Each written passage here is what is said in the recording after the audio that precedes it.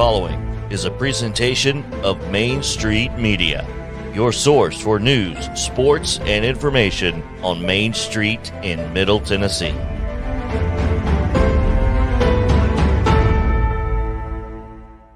Flags. 30 years of the best sports talk in Middle Tennessee, featuring Tennessee Radio Hall of Famer George Plaster, Tennessee Sports Hall of Fame coach Watson Brown, and Young Guns Billy Derrick and Michael Cindric. And now, here's your host, George Plaster.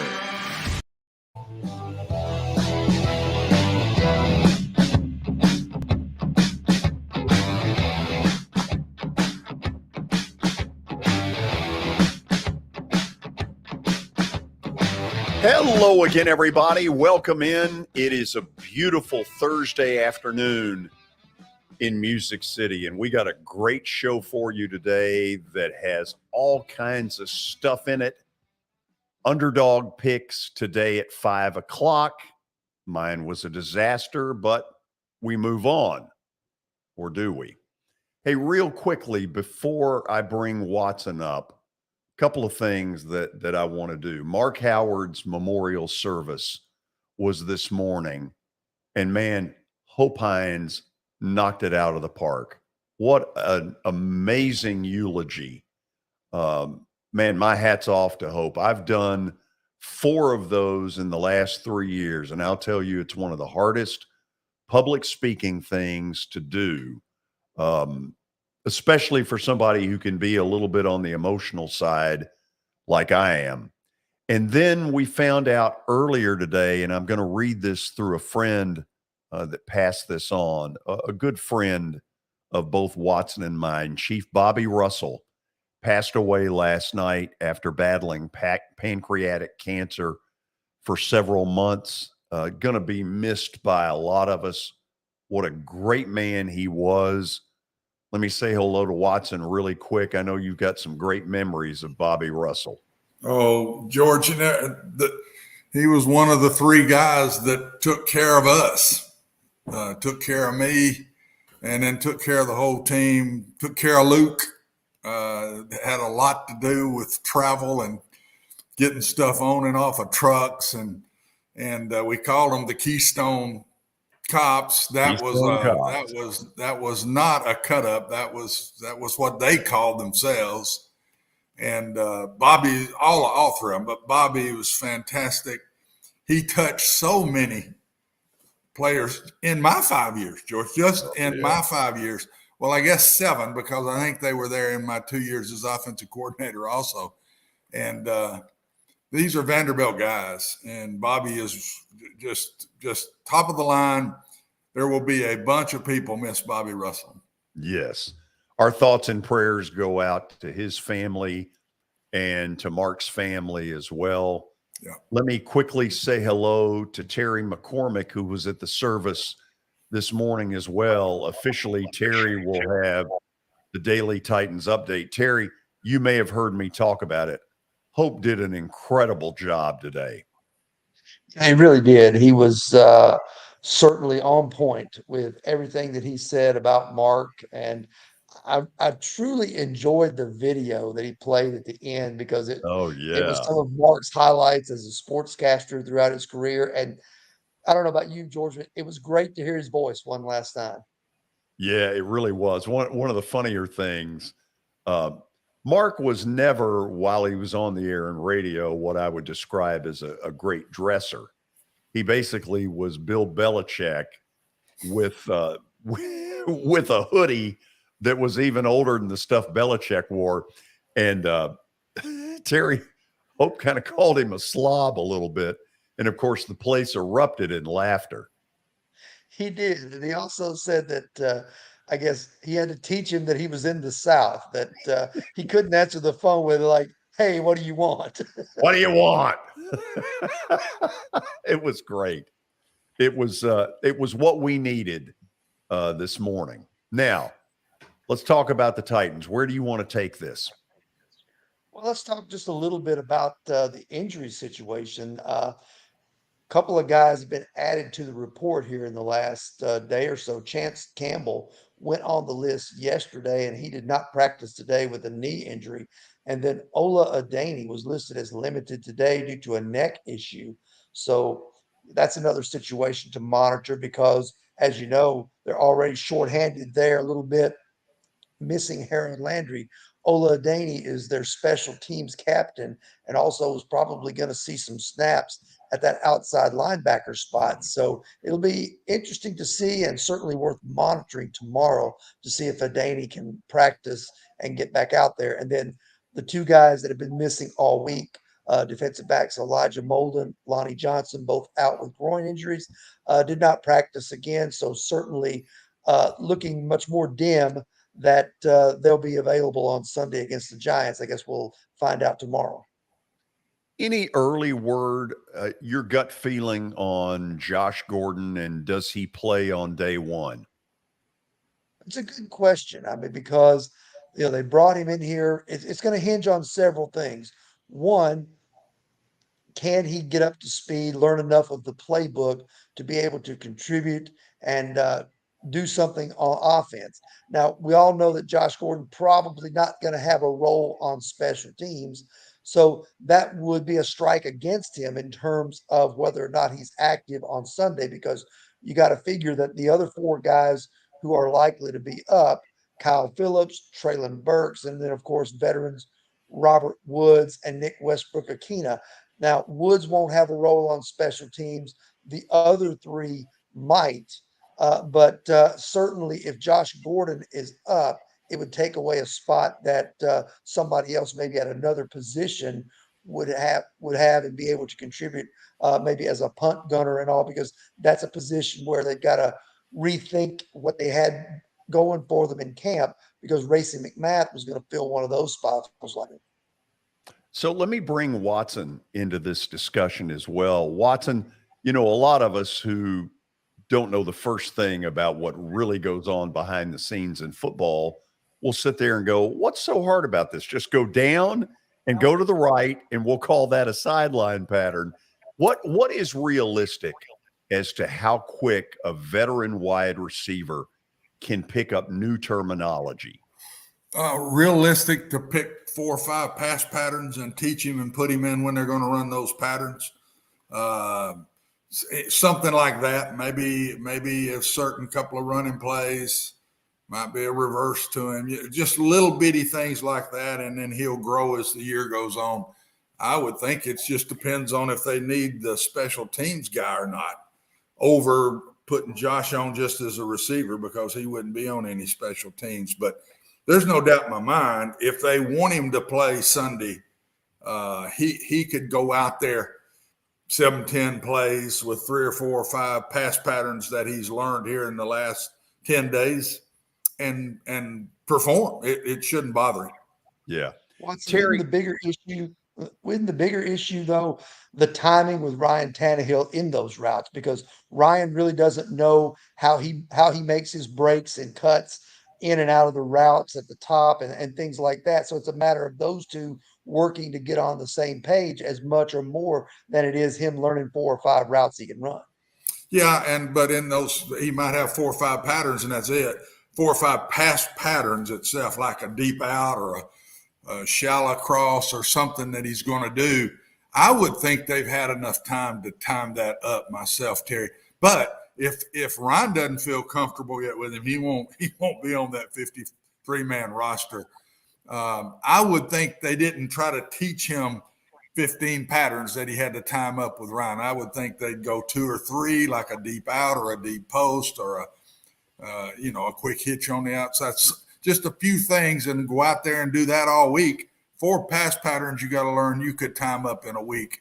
But Ryan's the one to me. He's got to feel comfortable with him, or they're not going to put him out there. Terry, anything else on your end? Well, one interesting thing, too, and I'm about to write a story about this, is the rookie Roger McCreary.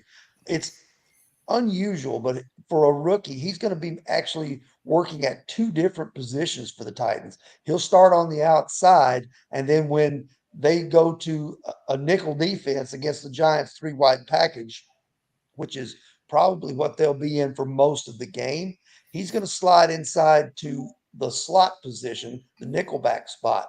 So it's interesting to me that they are trusting a rookie second round pick with 2 different positions on this defense. That's something that usually goes to a veteran if you're going to do that, or you have somebody specialized that comes in and plays only in the slot. McCrary, to me, that's a testament to his ability to learn and to process information. The fact that in his first NFL game, he's not only going to be playing on the outside, he's going to spend some snaps on the inside too. Means they're high on him. Absolutely. Well, and Moulton's hurt too, guys. That's where he played last year. So in essence, he's the backup having to play. And They're already playing backups in the first game. That's not a great sign. Well, and he's ahead of Caleb Farley too, which I thought was pretty noteworthy as well. I mean, Farley, I guess, isn't as ahead of schedule as the coaching staff might have thought, Terry. Well, I think that's it. Farley, first round pick, but you have to remember this is a guy that hasn't played a lot of football, hasn't played a lot of cornerback, especially at this level. He got hurt in about, I think, week 6 last year. I think it was actually against the Buffalo Bills here on a Monday night game, and suffered a torn ACL, lost for the season. Prior to that, in 2020, when he was at Virginia Tech, he opted out because of the COVID situation. And then in 2019, I believe he had some sort of injury that kept him from playing a full season, maybe the back injury that he had surgery on. And you have to remember that he went to Virginia Tech as a wide receiver and was converted to cornerback while he was there. So while the physical skills are certainly there, he looks unlike anybody else they have in their secondary. He's long, he's lean, he's got really good ball skills. He's still learning the position. And I think that worked against him because Roger McCrary is really more of a technician than Caleb Farley is, having played the position at the SEC level at Auburn and covering the types of guys that he did, such as his own teammate now, Traylon Burks, Jamar Chase, Justin Jefferson, those guys when they were at LSU, and then any host of Alabama's receivers that you want to name. Terry, good work as always. We'll talk to you again tomorrow. Sounds good. Terry McCormick, his daily Titans update leads off the show. Billy, let's rumble through the update. First, George, it's time for the update, sponsored by the Justin Tucker team with Platinum Realty Partners. They are proven to be trusted with your most personal asset, the Justin Tucker team. Call them at 615-906-8458. Also, Sumner Funeral and Cremation. They're sharing their family with yours in your time of need now with 2 convenient locations in Gallatin and Hendersonville and online at sumnerfuneral.com. Sumner Funeral and Cremation, traditional, affordable, and dignified. George, we start with, as I scroll up here, Dabo Swinney has signed a new contract, 10 years, $115 million. He's now the second highest paid coach in college football, and he has surpassed Kirby Smart. He is now in second place in the coaches dollars rankings right now. Watson, you can understand this given the deal you signed at UAB. Oh, Lord. I've had conversations. Every time my brother wants to fuss about something, I just say the number to him that he's making. I don't want to hear it. I don't want to hear about some problem he's got. My gracious alive. My brother, I told him this. I said, I figured it up. You make more in a month than I made in a year. So, gracious sakes alive, quit fussing about anything. Unbelievable what these guys are making. And to say the least, George, I left Cincinnati, as you remember, and took unbelievable grief because they said I was bought. And I went for 4-year, $1 million. No, not $1 million a year. 4 years, $1 million. And they said it's the highest paid coach in the country. Yeah, back then it was huge money. And I just have to laugh at it today. There's coordinators making more than I made. Yeah. Quite a bit more than I made, to be very honest. Okay, so Dabo is rich. If you need a loan, whatever Clemson's area code is, He look ain't him giving up. it. Yeah, He look ain't him up. giving it. What else? All right, George, the Rams have signed their coach, Sean McVay, and their GM, Les Snead, to contract extensions. Both of those deals are going to keep both of those guys with LA through the 2026 season. So pretty big after their Super Bowl win. To the victor goes the spoils. Nothing else needs to be said. That's it. Yeah. Number 3, Al Michaels has said on a podcast, Sports Illustrated Media podcast, he said Tom Brady will do a better job in the broadcast booth than everyone else thinks. Watson, I wonder about that because I don't see in him an awesome sense of humor. I see a very serious person. And when you do 3 hours of a telecast, you better have some sense of humor. I wonder about that part with Brady. Yeah, but he goes in positive. He goes in with unbelievable respect as the best quarterback to ever play the game. So when he says something, they're going to listen. And he knows the game really, really well, and to a coach knowledge. So he's gonna do those things, George, exceptional. But you're right. It'll be interesting to have to sit there for 3 hours. We've both done this, and we know. Yes, and of course, I got some of those bad games. So, I mean, I got games that were over with in the second quarter, and we had to sit there and get through for 3 more quarters. So, I agree with you. It's going to be interesting to watch. But he's got 2 major pluses now going in. Okay, and last but not least, similar to the Tom Brady quote there, this is directly from Peyton Manning. He said, I don't think I'd be a good head coach. And it's kind of funny. He said, I was good at calling plays when I was playing quarterback. I'm not very good when other people are playing quarterback, hence my 6th grade offensive coordinator job so far. Watson, I think he's right. He was a perfectionist. I think he would really struggle with people that don't put in the kind of work that he would put in. It's amazing to me, George, that certain people just don't have the DNA to coach, and then they don't want to coach. It's just not in them. And then others, it just falls right to them. Yep. It's amazing that's the way it is. And your profession's the same way. I mean, sure. But I think Peyton knew from day one, ain't no way I'm putting those hours in. I'm not doing what those guys do. And more power to him to understand what he's made of and what he wants to do with his life. Okay, let me give you a little bit of an idea of what we're going to do on the show today. The 4:00 hour will be spent in Titans versus New York Giants. We're going up to New York. Patricia Traina, who covers the team for GiantsCountry.com. She's very good. She'll be with us after the break. Then Watson will give you his 2 cents worth, his breakdown of what he thinks will go on Sunday night. And then, of course, during the 5:00 hour, the Underdog Picks. What more needs to be said? So we're looking forward. It ought to be a great show. Stick around. This is Main Street Media Television.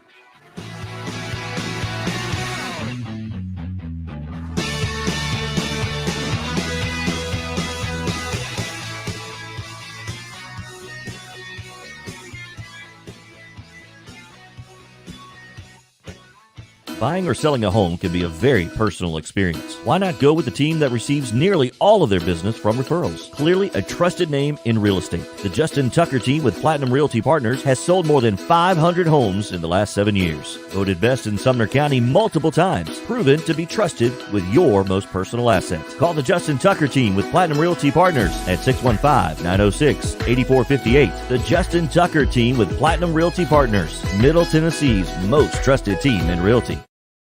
I highly recommend Sumner Funeral and Cremation because of their caring nature and attentiveness to detail. Pre-planning your funeral now will bring you peace of mind and less stress to your loved ones. When the chaos of losing you happens, your family can honor and celebrate your life, knowing things are happening just as you wanted them to. Pre-planning determines the details of your funeral, cemetery services, and can be less expensive. We are honored to serve you and are always here for you in your time of need. Sumner Funeral and Cremation. Traditional, affordable, dignified. SumnerFuneral.com. Jody Jones Dentistry can handle all your dental needs, from the basics to cosmetic procedures. All of this in the nicest dental facility I have ever seen. Jody has done it right. They're located conveniently at 55 Music Square East, and for an appointment, it's simple. Dial 615-259-5100 and tell them Plaz sent you.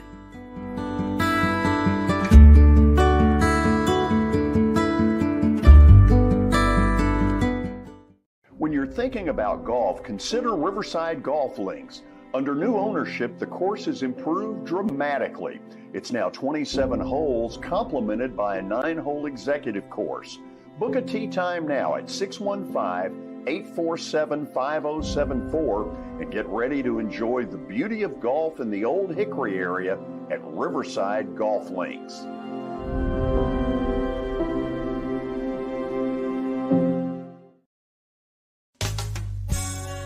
I'm Bart Durham.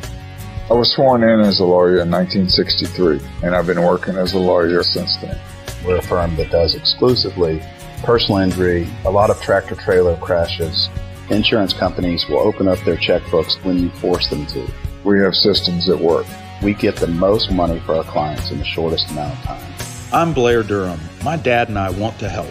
Give us a call at 615-242-9000. This is Eric Berner with Rockcastle Wealth Advisors. I help people in the pursuit of making their money live as long as they do. People hire me because I use a customized, individualized, and personal approach for the person I'm working with. Everyone's situation is different. If you've lost a spouse or a parent and want to make sure your inheritance is utilized and does not just disappear, I can help with that.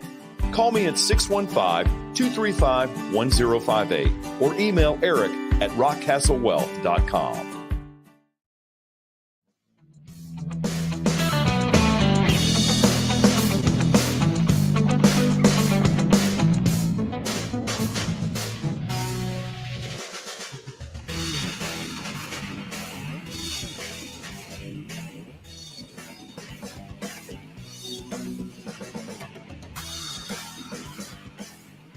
We are back, and we are headed up to the Big Apple. We're going to say hello to Patricia Traina. She covers the New York Giants for GiantsCountry.com. Patricia, thank you so much for taking the time to be with us. Thanks so much for having me. It's great to be here. So the Giants that come in on Sunday got a new head coach in Brian Drabel, got a quarterback that needs repair, needs confidence building. Let's start there. What's been going on with this new staff to try to help him? And do you think it's working?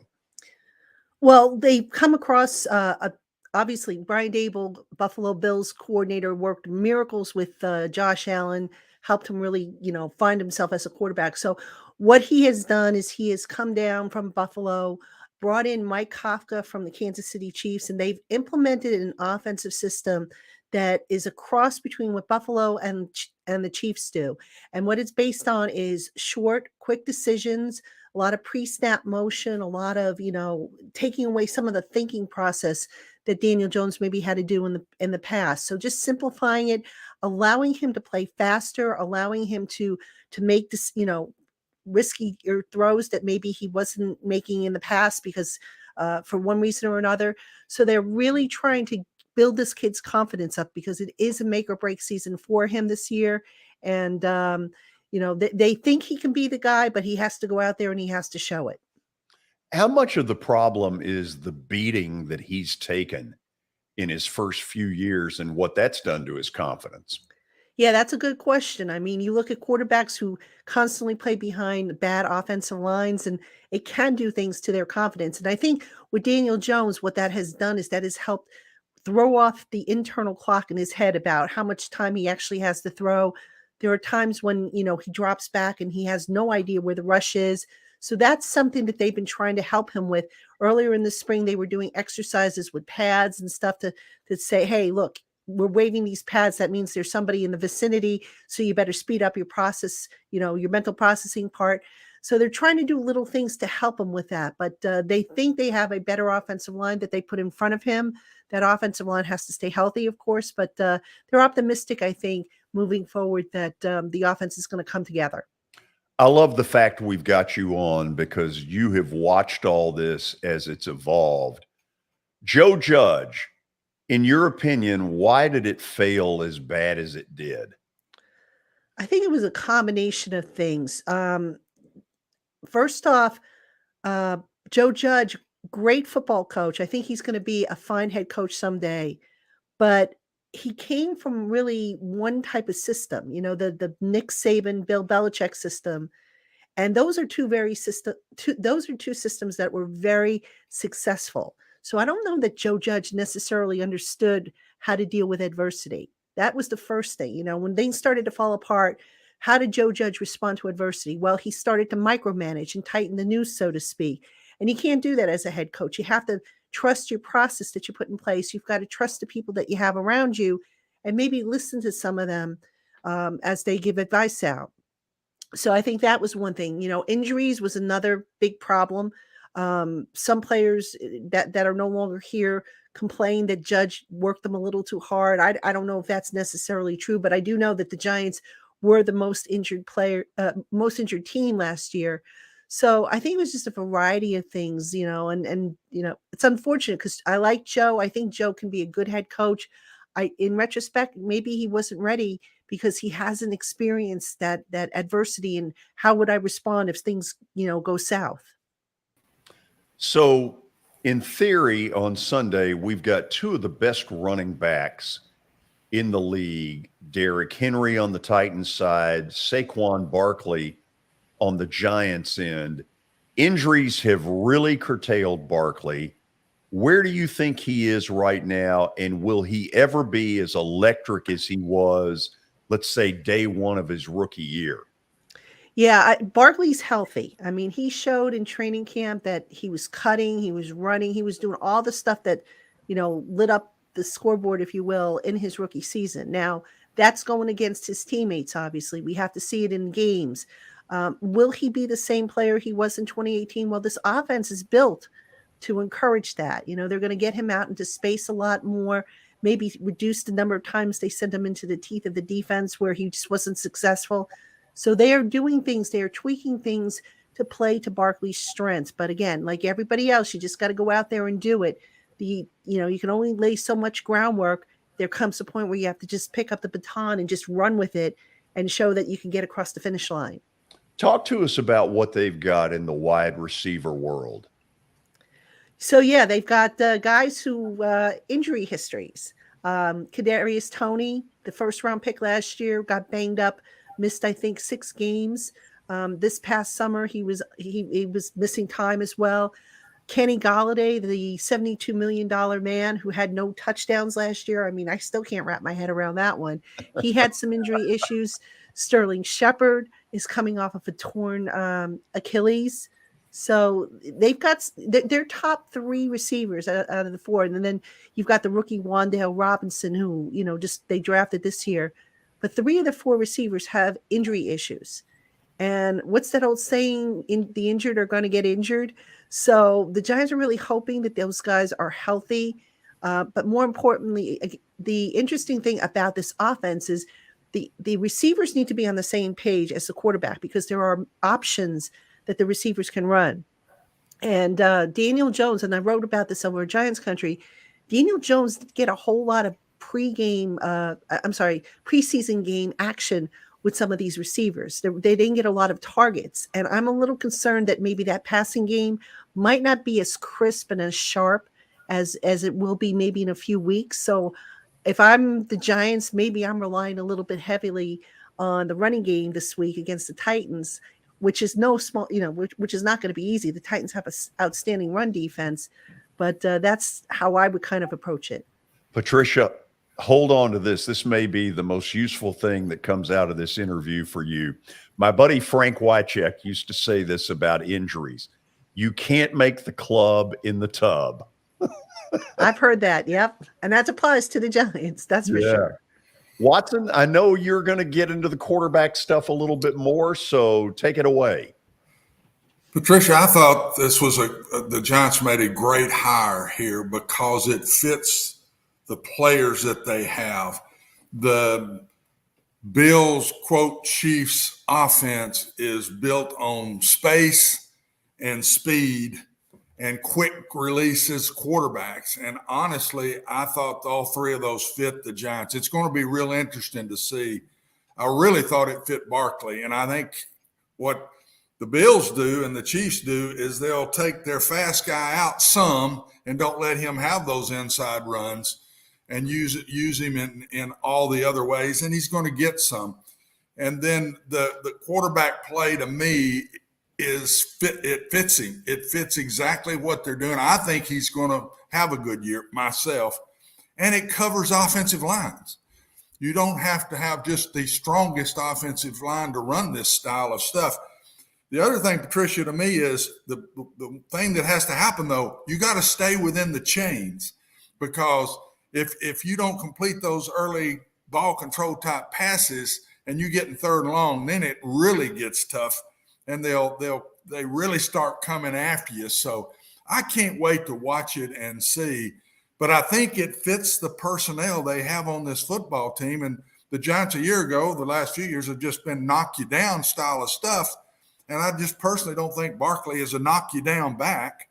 And I just don't think when you run a knock you down offense, Patricia, you got to start inside out. You got to have the offensive lineman first. The Giants have not had that in years. And I'm just really anxious to see how they do, not only in this first game against the Titans, but as the season goes along. This style of offense usually gets better as you play games. Yeah. And this offense, the good thing about this offense is that even though they have a philosophy, a core philosophy, they've tailored it to the talent they have, which you can't always say past coaching staffs have done. In the past, you could say that, okay, this is the system, and well, we've got a round peg that we got to fit into a square hole here, and we'll try and make it work as best as possible. No, you've got to adapt. You've got to, a coach has to earn his money, not just building up the talent and the skill set of a player, but also figuring out, okay, maybe this player doesn't do this skill as well as maybe he does this skill. So how can we use what he does well in our offense or in our defense? Yeah. And the other thing to me, how are they on defense? I've thought the last couple of years they've been better than it's shown because the offense has just been so poor. Are they going to be solid on defense? Do they have most of those guys back from last year? What have you seen in practice? Because you're going to run this style of offense, your defense might play more snaps in some ways too. And I just wonder how they're going to be on defense. Yeah, I mean, they have some question marks on defense. I'm not going to lie. I mean, I think if we go from back from the defensive line to the back, I think they're solid on the defensive line. Their edge rushers are a lot better. Of course, they've got to get healthy right now because Thibodeau and Azeez Ojulari, I don't know if those two guys are going to be ready to play against the Titans. I think it's going to be touch and go, and my guess is they're not going to be ready to play. Then you get to the inside linebacker position. They got rid of Blake Martinez, so there's some questions marks there as to who's going to be the anchor there. We think it's going to be Tate Crowder, who took over for Martinez last year when he tore his ACL. But the real question mark is at cornerback. That's where the Giants, they committed, and they had to do this, mind you, but they committed the old roster building sin of creating a hole that they didn't need to. And by that, I mean they cut James Bradbury, their top cornerback, because they couldn't afford to carry him anymore. Their salary cap was so bad, so they had no choice. They had to cut James Bradbury. They are plugging in Aaron Robinson, second-year player who was primarily a slot cornerback at UCF, and he struggled in the preseason. And if you watch him play and you say to yourself, he's out of position. He should be in the slot as opposed to on the outside. So there are some concerns with the cornerback position. And, the safeties, they're pretty strong there. If just, a little thin right now because Dane Belton, safety number 4, is currently dealing with a broken collarbone that he's trying to come back from. But cornerback is a big, big concern because, as you know, the pass rush, you need the guys on the back end to do their part of the deal as much as you need the guys on the front end to get to the quarterback. Well, and the last thing I got, George, when you play the Titans, if you want to stop the Titans, you're going to have to put 8 guys in the box, 7 when they're in certain sets, 8's in other. But all this puts it back on the corners. That's what the Titans do. They'll get you crowded down in there, and then they just throw simple one-on-one passes, and they've had good players out there. So I would think, and Coach Martindale, he's gone against these guys. He knows the Titans. I'm anxious to see how he plays them. But I know from watching the last few years, man, you better have good cornerback play if you're going to stop the Titans. Yeah, absolutely. For the reasons you just mentioned. I mean, if you're going to have to jam the box up to stop Derrick Henry, well, guess what? Now you're opening up one-on-one situations. Absolutely. And if you don't cover those guys, you got problems. Now, maybe to the Giants' advantage, there is no Julio Jones on the Titans. There's no A.J. Brown. Yep. That's not to take away from Robert Woods or Treylon Burks or, any of the other receivers that they have. But, that probably factors in. And I think, the Giants are going to probably try to come after Ryan Tannehill to force him off the mark. I mean, that's what Wink Martindale has said. He's like, we want to dictate and impose our will on the opposing quarterback. But you've got to have the coverage in the back end because if you don't, you're going to get burnt all day long. Yep. Before we let you go, what would be a victory total that everybody up there would say, okay, really good progress? You mean for the season? Yeah. I have the Giants at 8-9. And I say 8-9 because last year they were 4-13. I think given their schedule that 8 wins is not out of the question, but they have to stay healthy, obviously, and they need for things to start clicking. They need to keep making forward progress. Last year we saw forward progress and they went backwards. It was like 2 steps forward, 5 steps back for them. So, 8 wins, not out of the question. I don't think they're going to win the NFC East. I don't think they're going to be a playoff team this year, but I do think that 8 wins is not an unrealistic target to shoot for. Okay. Great info. Thank you so much for taking the time to do this. Really appreciate it. Thanks so much for having me. It was great. Patricia Traina, she covers the New York Giants for GiantsCountry.com, and we thank her for the time. When we come back, Watson Brown will give you more of a breakdown of this season opener at Nissan Stadium, the Titans and the New York Giants. This is Main Street Media Television.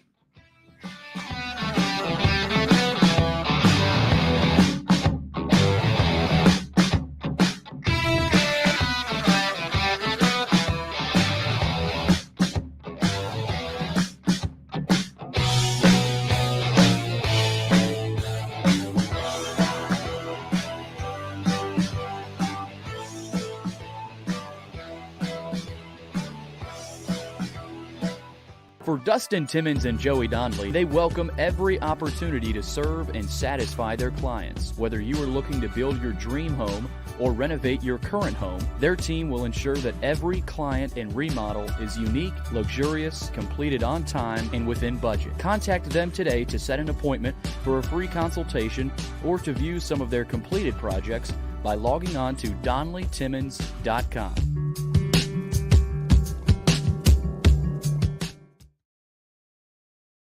At WellSkin Dermatology and Aesthetics, we pride ourselves in providing access, innovation, and a patient experience second to none. Access to care and treatment when you need it. Innovation with medical-led cosmetics and various on-site technologies for full-service treatments with a customer experience that is calming, casual, and effective. Independently owned, providing medical, surgical, pediatric, and cosmetic dermatology and more. Visit WellSkinMD.com to schedule your appointment today. WellSkin Dermatology and Aesthetics. Access to healthier skin. It's your last chance to get a spring tune-up for summer. Complete Service Heat and Air can clean your coils, check out your motor, and make sure you have cold air on that first hot day of summer. Complete Service Heat and Air is located in White Bluff, Tennessee. We do service and repair on heating and air the right way. 24/7 service. Call us at 615-797-3997. That's 615-797-3997. Serving Cheatham, Davidson, Dixon, Hickman, Humphreys, Montgomery, and Williamson counties. Have you heard about the high levels of radon in Middle Tennessee? Radon gas is the second leading cause of lung cancer, second only to smoking, and has no color, no taste, and no smell. The only way to know if you have radon is to test for it. Duret Radon Mitigation offers testing for small and large-scale residential and commercial properties, plus mitigation services. Visit DuretRadonMitigation.com to request testing or get a free estimate for mitigation. That's DuretRadonMitigation.com.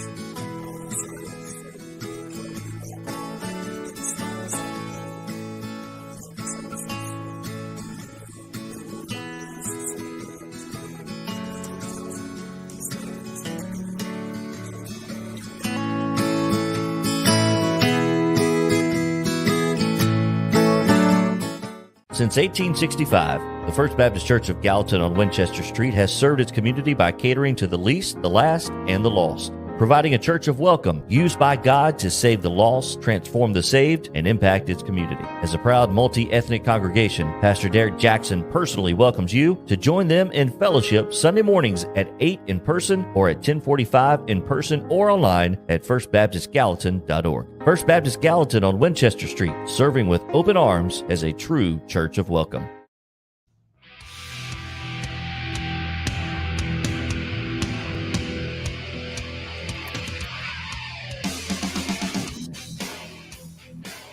Beautiful Thursday in Nashville, Tennessee. The NFL regular season begins tonight with an absolute barn burner. Buffalo at the Los Angeles Rams. Watson, I don't know why I'm taking Buffalo. Just give me your gut feeling, and then we'll get to what we're going to do. I'm going against you on it. I'm going with the Rams. They're at home. I think they're pretty daggum healthy. They just won it all. I've got to go with the Rams, and I do think Buffalo may be the second or third best team in the NFL. The NFL's smart with this to me. They do this every year now, and I just think it's really smart to do it. Get all the eyeballs early watching the NFL, and this is the way to do it.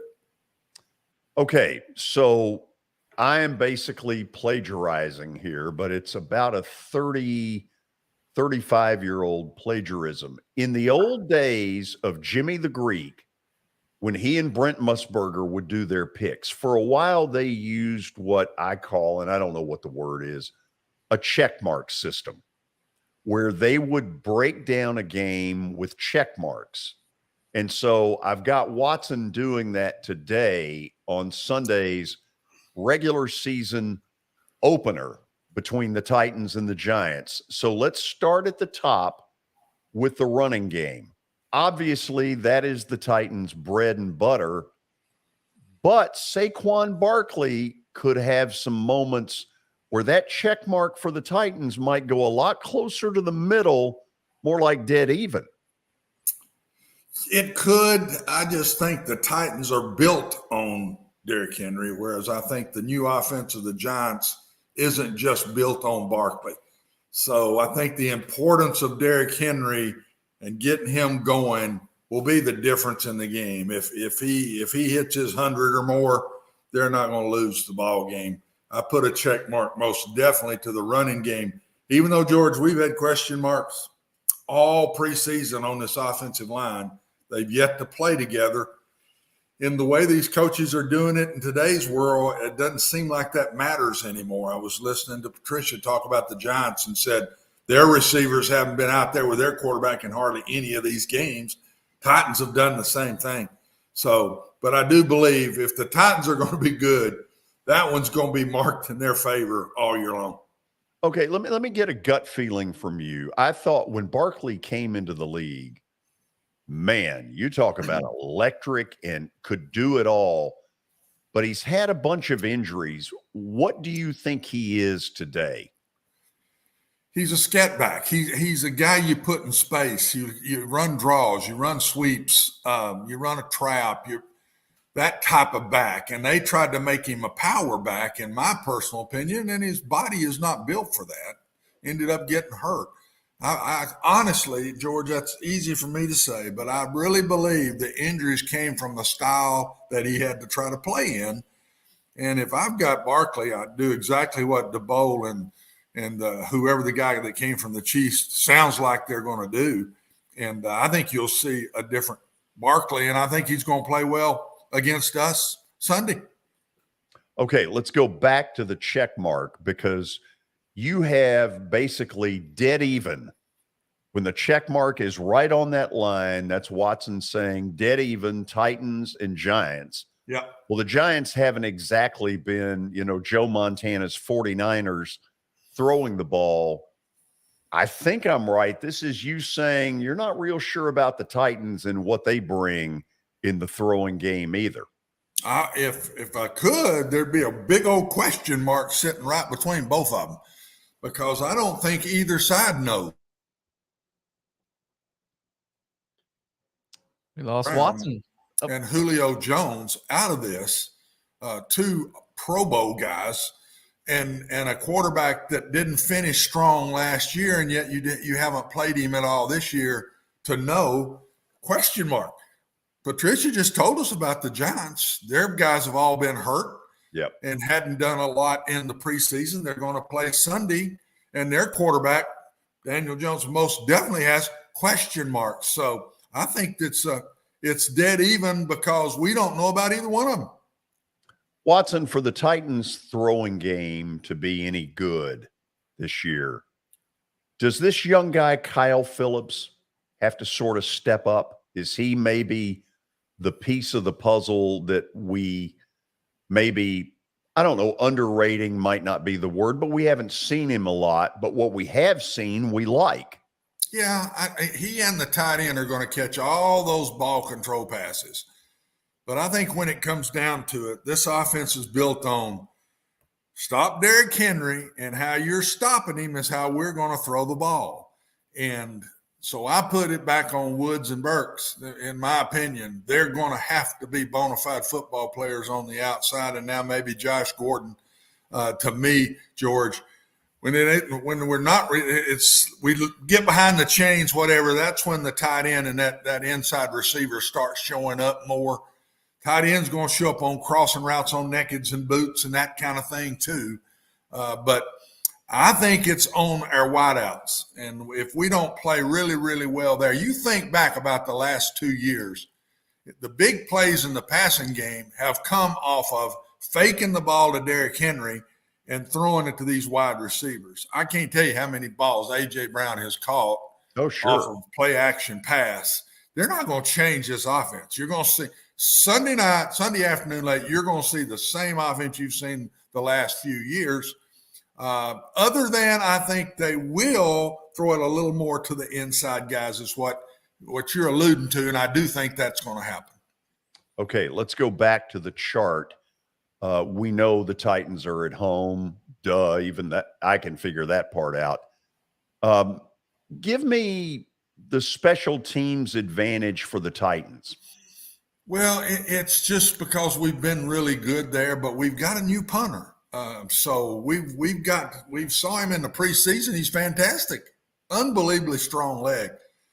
But George, he's going out Sunday for the first time, and believe me, first time players I've played in my 46 years, you're biting fingernails before it starts, because you just don't know how they're going to react.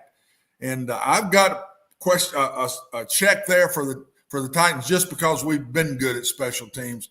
Our kicking through the preseason was fantastic. Kicking it out of the end zone most of the time. I don't remember missing a field goal. And this punter is special. I just want to see him do it now. Yeah. When you let Kern go, you've got a special player. Okay. to me. And I guess that's why I put a big check mark by the Titans for special teams. Intangibles can mean anything. Yeah. I'm kind of letting you run with that and say, okay, what intangibles had you saying they're dead even? Intangibles in what quarterback plays well and what quarterback doesn't, or do they both play well? Big intangible in the game to me is quarterback play. And both have big question marks beside them, major question marks beside them from last year. Both are coming into this season and didn't have a great performance at the end of last season. Major intangibles. Second intangible, offensive lines on both sides. Big question marks with the Titans to me, George. We've not seen them. We have not seen this group together, partly because of injury and partly because I think the way these coaches do the preseason now. And the Giants have struggled with the offensive line. And so I think those two intangibles are the difference in the game. There's the biggie to me. Quarterback and offensive line play. If one side gets both of those, they're going to win the game. Okay, you've given the Titans the defensive check mark, even with Harold Landry out. Yeah. Your gut feeling, what level the Titans defense was come playoff time against Cincinnati as opposed to a Landry-less defense starting Sunday? What do you think is that difference? I think the level of play is exactly the same at the end of the year on run downs, on early downs, on staying within the chains. Where I think we'll fall off a little bit is in passing downs. It may not show Sunday because the Giants have struggled in the offensive line. But I think losing Harold Landry on those passing situation downs, having that best front four in the NFL, I thought, now we don't have the best front four in the NFL. That's one of the top sack getters last year in the NFL. And so where the difference is going to be, I think, is in our pass rush on long yardage situations. We didn't have to blitz a lot last year, George, because we had an unbelievable pass rush. I think you might see us bring 5 guys a little more on passing down situations because Harold Landry's gone. Yeah. Okay, so Billy decided that at the end of this, it was so good that your final score deserved full page status. Well, it's at the bottom. Yeah, I've been real good at picking scores. Yeah. Well, we got a little bottom graphic here. There it is. Oh, look at that. I got the Titans 27-17. I think that it's going to be a good game. We put them away in the fourth quarter, and we're going to see Derrick Henry back. I think the offensive line will be okay. I don't think that we'll just be so excited when it's over, but I think Derrick Henry will hit 100. And I can't wait to watch us quarterback receivers when we've got to throw the ball, George. I don't know. And I really am anxious to see because the coaches have bragged on these guys in practice that we haven't seen much. And they've really bragged on them. They bragged on Woods. We've seen Phillips a little. They bragged on Burks big time. I'm ready to see it. Giants have got the same problem, but I think the Titans are the better team, and I think that 10 points, it'll be 10 or more. Okay, there's our breakdown of what's going to happen on Sunday afternoon. 3:25 is the start time, not the normal noon. It's a 3:25 start at Nissan Stadium. When we come back, it's stat of the day. And then after that, Underdog Picks. For some, that's a good thing. For me, not so much. This is Main Street Media Television.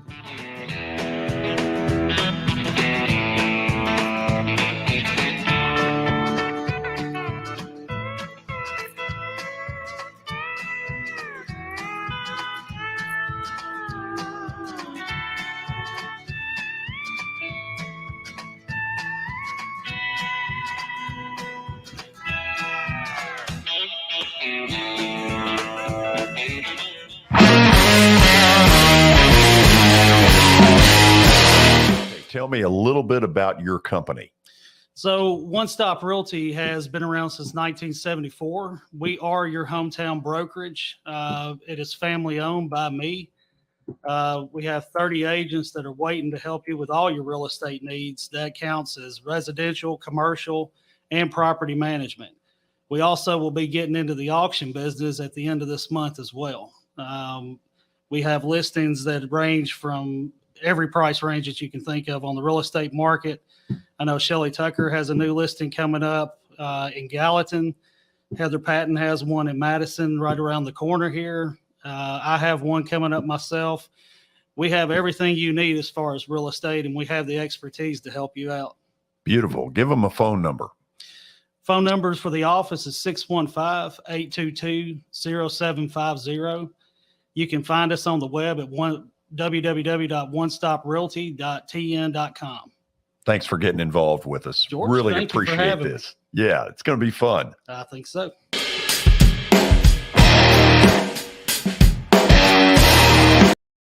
Serving Williamson and surrounding counties, Bone and Joint Institute of Tennessee offers comprehensive orthopedic care with 16 subspecialized physicians. Our practice provides high-tech care with a hometown touch. We offer physician clinics, physical and occupational therapy, advanced imaging, and surgical services, including interventional procedures. Call us at 615-791-2630. We're Bone and Joint Institute of Tennessee. High-tech care with a hometown touch. This is attorney Bart Durham, and this is me. I'm Aaliyah. Keeping in good physical condition is really important to me.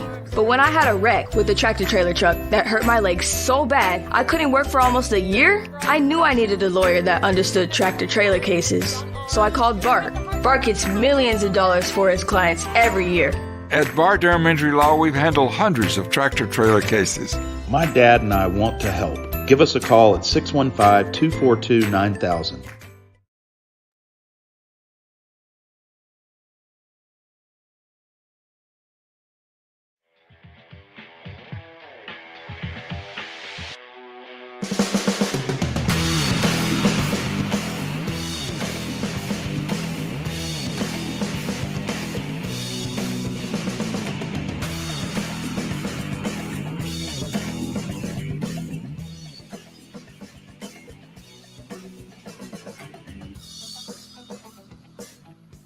Well, I have not exactly been Jimmy the Greek in the last week and a half, but I have been killing it at Stat of the Day. Pulled two out of you-know-where in the last 2 days. Watson, I'm feeling good. My self-esteem is up. It should be. Well, one of the two. Let's don't get carried away, because the one with Trubisky we'd already had. Well, you know what? Don't let facts get in the way of a good story. That was the good news is you knew it. I still didn't know it. and it has been repeated. We had somebody that knew it. Ended up being more. Let's get to it. Stat of the Day, powered by John English Vintage Sports and Cards. They specialize in antique and historical sports equipment, games, advertising, and other sport-related items. Find them out in Shelbyville, Tennessee. Open Tuesdays through Fridays from noon to 5 o'clock and Saturdays from 10 a.m. to 5. Visit JohnEnglishGradedCards.com. Also, Eric Berner with Rock Castle Wealth Advisors. Call Eric at 615-490-7052. That's 615-490-7052. Or log on to his website. That's rockcastlewealth.com for more information. They're proud of how I've done this week. Well, let's see. We got today's stat of the day. In week 1 of this NFL season, 3 quarterbacks will start against their former team for the first time ever. Who are they? And we've talked about all these guys. Yeah, okay. The obvious first one, Watson, is Russell Wilson. He will start for Denver at Seattle Monday night, and I would hope that those fans would give him an unbelievable, welcome back. Gosh. They should. Yep, and the other one is Baker Mayfield. Boom. Okay, that's Baker Mayfield starting against his former team. Right. He goes back to Cleveland against Carolina. If I'm Baker, I'm not sure it'll be as warm as what Russell Wilson should get in Seattle. Now, there's a third one that's out there. And at the moment, I'm trying to think. Yeah. Trubisky's, they're not playing the Bears, are they? No, Pittsburgh is in Pittsburgh. Cincy. Cincy. Billy, you stay out of this because we're getting this. Well, y'all are going to love it if you don't. Well, this is going to be funny. Okay. Trey Lance isn't it. It's not Falcons and Colts, right? They don't play each other. No. We're sitting here. We're going. Well, nuts. we look like idiots. I promise you, we are going to be idiots on this one. Okay, it's not the Central. It's not the Packers. It's not the Lions. It's not the Bears. No Lions, Tigers, and Bears. Lions, Tigers, and Bears. Just you hold on a second. We got to get too close, now. George. We got to get there. Well, you know what? They can wait. Okay, they can wait 60 seconds because we are just hang in there, fellas. Yeah. Or if they know, whisper it in George's ear. Yeah, take a chill pill. We're getting this. Watson, what are we missing here? Jacksonville, Indy, Titans. Let's move on. Miami. Bills, the Jets. Who do the Jets play? JETS has Baltimore. Joe Flacco. Joe Flacco. Dadgum, we're good, aren't we? Oh, we're top of the line. I knew if y'all missed that one, y'all'd be kicking yourselves. Listen, he is going to bomb the Jets. If we miss one, it wouldn't be our first rodeo. I can tell you that. Can you say Joe Flacco 0-3 before Zach Wilson gets back? Uh-oh. Oops. Okay, so we're now officially to the 5 o'clock hour. What does that mean, Billy? That means reading time. Middle Tennessee Bone and Joint Clinic.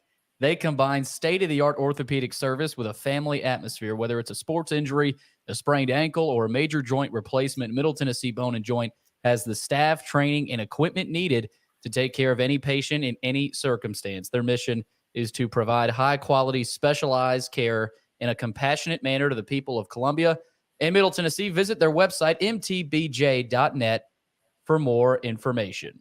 Okay, it is time for week number 2 of the Underdog Picks. Let's say hello first to Willie Donick down in the right-hand corner of your screen. Willie, what is that you're wearing? That appears to be a freebie. Well, George, as you know, as a broadcaster for the Predators, sometimes you get perks. So, yes, this would absolutely be from the Pro Shop, and it was gratis, as we like to say. Gratissimo. Yeah. That's beautiful. Yes. What a cheapskate. No charge. Who did you learn that from? Well, I was trained well. In the media, we like free food. We like free swag. And so whenever we have the opportunity, we partake. Beautiful. Left-hand bottom corner, we have Darren McFarland. Darren, what are you wearing? I paid for it. So what a sucker, huh? Did you really? What is it? Yeah, I don't have an Under Armour deal. It's a nice Under Armour shirt, but I don't have a deal with them. Nor do you have an NIL deal. No, I don't. Okay. So who do you think dances better, George? Watson or Mac? Who do you think dances better? That's a great question, Watson. We have not asked you your reaction to that. I'm trying to dance like my brother here. I mean, when he just kind of moved his arms. That's what right. Didn't look like he got a lot of exercise out of it. I would like to think I dance better than my brother, but that wouldn't be saying a whole lot. So we now have week 1 in the books, and Billy, you need to understand as commissioner that some of the best stuff that goes down is the trash talk. When the general, Al Dorsey, in particular, when he would have a bad loss, Willie, why don't you just play along with this as a former commissioner and let's go. Let's sort of show Billy how this would work. You're talking about as a review of the picks? Yes. Well, what you have to do, Billy, as the commissioner, is you have to remind people of their picks from the week before, and you want to try to highlight the good and the bad, right? Especially the bad. If there's a comically bad pick, that needs to be noted by the commissioner, and maybe just a tidbit or two of just exactly what went wrong.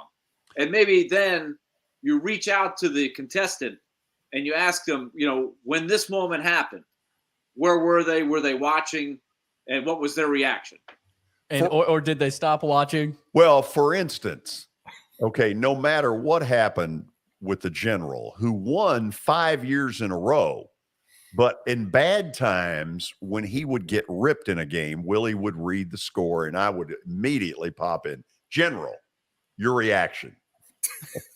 And it was hilarious. Yes. Some of the stuff he'd come with. All right. He knew the question was coming too. He knew the question was coming.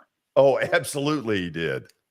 We've got a lot to review, George, as we start here. Week 1 review. We start with Watson. He was the leadoff hitter. He had Purdue plus 3.5. The Boilermakers lost a close one. Barely lost. That's a killer, Watson. 35-31. Start off the season 0-1. Watson, I really can't blame you for that. I mean, I'm gonna pick and choose my moments here, but I mean, I can't fault you on that one. That's a brutal loss. I can fault my buddy at Purdue. Jeez, I mean, they have a 10-point swing in the last 30 seconds of the half. Unbelievable to me. And then they got a chance to run the clock out twice. They can't make a first down. And I fall asleep and don't find out till the next morning that Penn State scored. So, well, Watson, where were you? I was sound asleep. In La La Land. I get up, get ready to go to church, open up my phone, say, well, let me make sure Purdue won. I go, what? So I'm right where I normally am, at the bottom of the pack. I'm right in the perfect spot as we get started here. Can I be honest? Yeah. I also fell asleep. Wow. That's two old fogies. Jeez. This game in 9 o'clock? No, it didn't end at 9 o'clock. It ended about 10:15. I mean, if you would have said you fell asleep during the Vandy Hawaii game, okay, but really? And I did. This was a Thursday night, though. Come on. Oh, well, what does that mean? Exactly. It was week 1 opener, Thursday How old night. are you, Billy? 22. 22. That means I'm 50 years older than you. So, well, George, give me a break, bud. George can't say that though. So George is 40 something. Don't cut him short now. If Don't you're look at the saying top I'm of his head. 41, Don't I'll look go at the with color of his hair to know how old he is. Don't do that. Let us move on. let's move on. So we got Watson's pick in order. We move on to Darren. He took Rutgers +7, and the Scarlet Knights pulled through for him. 22-21 victory over Boston College. Darren's 1-0, and he's got 7 points. I mean, I'm new to these underdog picks, but that's a big number. That's a big number. So meat on the bone. Yeah, a lot of meat of the bone on that one. And for that victory, we're gonna play a special song for Mr. Darren.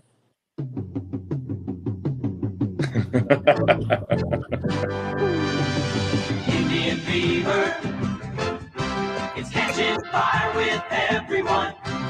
Indian fever, you can be part of the fun. Is Billy playing that on a 45, George? I think he is. I think he got a jukebox from King's End. So sounded like a record player from home. It did, a little scratchy. So let me ask you this, Darren. Now that they're the Guardians, do they have a song? A Guardian song? Guardian Fever. I don't know. I have not heard about Guardian Fever, if they do have one. I know most of my friends are still upset over the change, so we don't talk about the baseball team much because they're still mad. Yeah, a lot of bitterness. So did you the game was on the ACC network, which I don't have in my package of sports. Were you paying attention? I was on my phone. We were driving to Atlanta. I wasn't driving.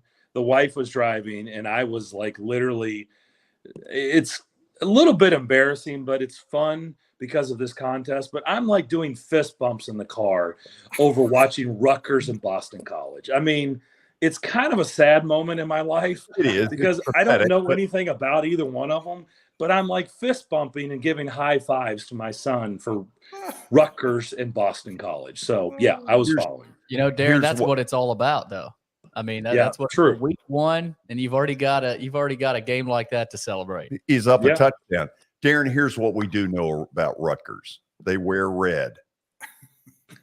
In all seriousness, I don't know if you guys have a different story, but I made a concerted effort to really watch all the highlight shows. I mean, everything to recap Saturday's college football coverage. And I never once saw a Rutgers Boston College highlight. No highlights. Not one.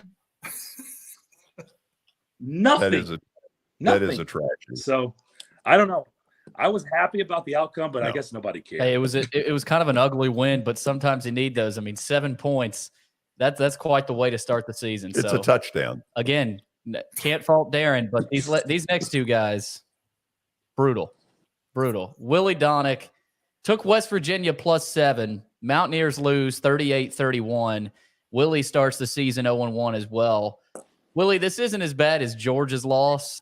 Oh, And I was going to say this to you, but come on, Pitt's at home. Come on, Willie. You know, I feel pretty good about it. I was actually at the director's house watching, and he set up his own little sports bar setup with multiple screens. So we had a lot of games we were flipping back around to, but that was our central game. And I was kind of privately trying to, you know, this was my first pick officially as being a picker and not the commissioner. I was feeling pretty good about Pittsburgh for a while there. And I want to ask Coach Brown something. Watson, if you've got the ball up 7 and you're running the heck out of it, and you have 4th and about an inch from the 50, would you punt the ball? That's where the game turned to me. It was a wild finish after that. There was a pick 6. It all went down the tubes. But to me, Pittsburgh had control of the game at home. I mean, West Virginia had control of the game up 7 with the ball at midfield, and they had run it there, and they chose to punt on 4th and inches. Who does that now? Nobody. Billy, I got to defend Willie. I mean, that was awful. I mean, West Virginia is dominating the game. The score's real tight, but West Virginia is obviously the better team. And then when they did that, it just completely, Willie, went the other way. It's the thing. And then to come back and have your best receiver, the best receiver they got, wide open on a hook route at 13 yards deep, hits him in the hands, and not only hits him in the hands, goes straight up in the air behind him, and the dude returns it for a touchdown. I'm going, holy cow, that one would hurt. That one would hurt worse than mine, to be very honest. Aaron, this is such loser talk. My team played well. What do you want, really? A trophy? What are you fixing to say when it's your turn? Well, I've got some things to say. Not good. Darren, Willie. I mean, what does he want? He want a trophy? No. He just wants to talk about the game, George. Is that okay with you? It was a good pick. It was a pick that made sense.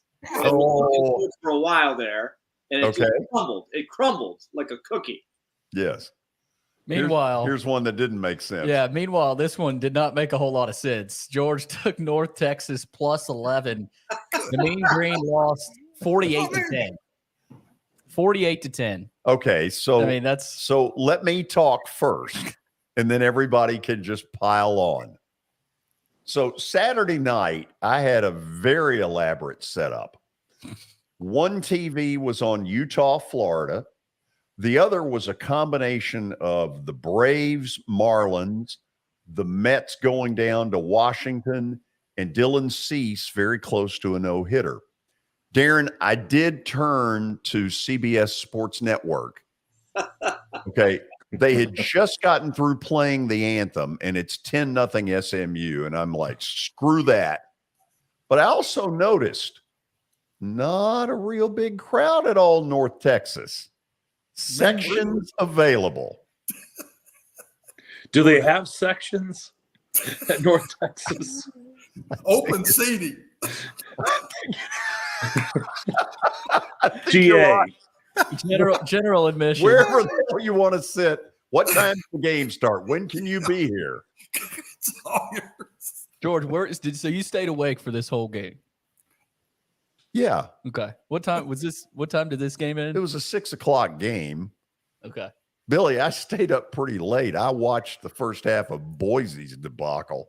Nice effort. Another on one there. of your good picks. Yeah, it's really Another good pick. Yeah. George, how much thought did you put into this? Apparently not enough. But the point is, Watson, it doesn't matter if you get beat by 38 or a last-minute touchdown. Oh, yeah, it does. No, it does not. Because yes, it does when this group gets together. Okay, put it up on the graphic. What are you talking about? Put the graphic up. Talking about this one? Okay, 0. You have 0. Willie has 0. I have 0. We suck. And Darren has an exploding star. I like the exploding wing. That's very special. Is that the equivalent of a gold star right there? Yeah. The exploding, you get the gold star. You get the gold exploding star. I'll make it gold next time for you, Darren. We know you're going to win. So, Billy, what is the order when we come back? When we come back, the order switches up a little bit. George, maybe this will give you some good mojo. You'll start first this week. Watson will go second. Darren Will it third. be will it be the 70-year-old or the 18-year-old? Young Watson? Okay. Fourth will be Willie Donick, young Willie as well. So Darren doesn't get to pick at all? Well, I said Darren. Did I not say Darren at third? Darren, did he mention you? I did not hear Bill. I don't know. I just see the graphic. So I see me at 3. So I'm good. I think it was an intended slight. I don't believe Also, that to you have be a true. George Plaster logo just stamped right in the middle of Darren's forehead. Yeah, we cannot have that. Darren, the only win, gets his face covered up. Hold on. Go back to it. Let's see. Hey, Billy, this is the only bobblehead I've ever seen where the bobblehead's better looking than the guy. Oh, my gosh. Oh, my God. The bobblehead does him good, man. I'm telling you. Wow. That's the line of the show. That is such a cheap shot. We'll go to the break on that. He deserves a point for that. George, you need me to go send it to break after that? Yeah, go ahead. Why not? We'll take a break, come back on the George Plaster Show with more Underdog Picks. Damn right.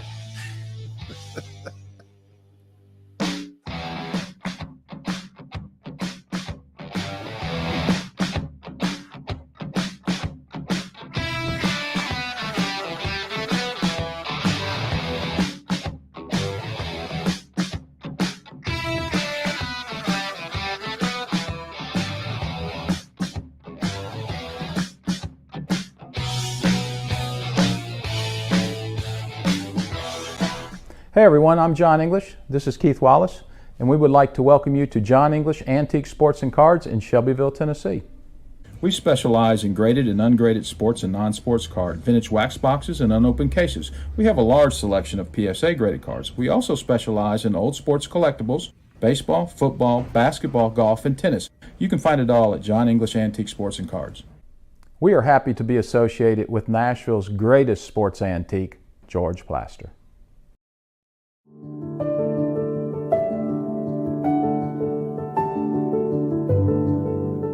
Welcome to the Omni Nashville Hotel.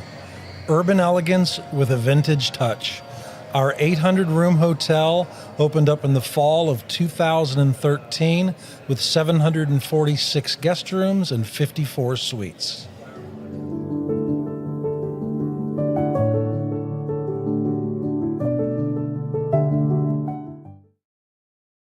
At Sumner Funeral and Cremation, our mission is to serve families as our own, celebrate the life of their loved one, and help begin the healing process. My whole family, including my wife and my mom and siblings, were very happy with the treatment that we received. I would highly recommend Sumner Funeral and Cremation. We offer funeral, burial, cremations, and pre-planning services. Sumner Funeral and Cremation. Traditional, affordable, dignified. SumnerFuneral.com.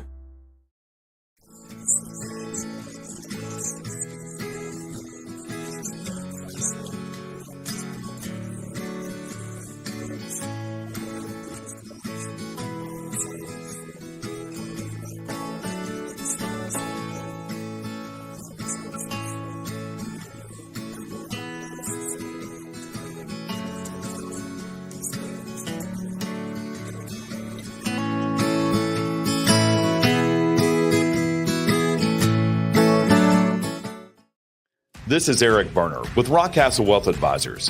I help people in the pursuit of making their money live as long as they do. People hire me because I use a customized, individualized, personal approach for the person I'm working with. Everyone's situation is different. One area I can help with is if you are newly or nearly retired, or maybe have changed jobs and have an old 401k account. You may need more information to help you clearly understand your options. Call me at 615-235-1058 or email eric@rockcastlewealth.com. Do you love bacon? I mean, do you really love bacon? Who doesn't, right? The 3rd annual Murfreesboro Bacon Fest is coming up Saturday, September 10th. Admission and parking are free. The Bacon Festival will feature live music, food, and craft vendors. And did I say bacon? You can ride a mechanical hog ride. Visit the Kids Zone with free inflatables. There will also be hourly raffles with great prizes and an opportunity to purchase Bacon Festival merchandise. And did I say bacon? Yeah, there will even be a bacon eating contest. Visit the 3rd annual Murfreesboro Bacon Festival Facebook page for all the details.